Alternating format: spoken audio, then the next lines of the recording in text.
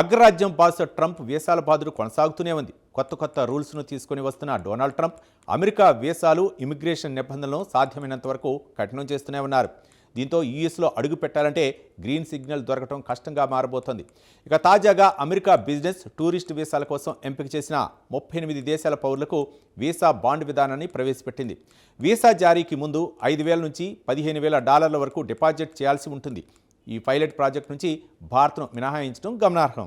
అయితే అమెరికా వెళ్లాలనుకునే వారికి, ముఖ్యంగా బిజినెస్ వీసా B1 లేదా టూరిస్ట్ వీసా B2ల కోసం దరఖాస్తు చేసుకునే వారికి ఆ దేశ విదేశాంగ శాఖ కీలక ప్రకటన చేసింది.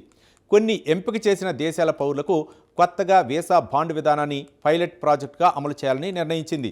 ఈ నిబంధన కింద వీసా మంజూరు చేయడానికి ముందు దరఖాస్తుదారులు $5,000 నుంచి $15,000 అంటే మన ఇండియన్ కరెన్సీలో సుమారు 4.5 లక్షల నుంచి 13.5 లక్షల వరకు బాండ్ల రూపంలో డిపాజిట్ చేయాల్సి ఉంటుంది.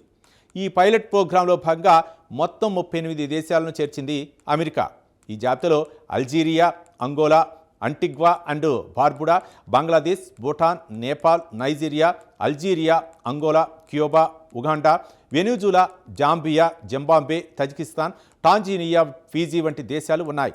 అయితే ఈ జాబితాలో భారత్ పేరు లేదు.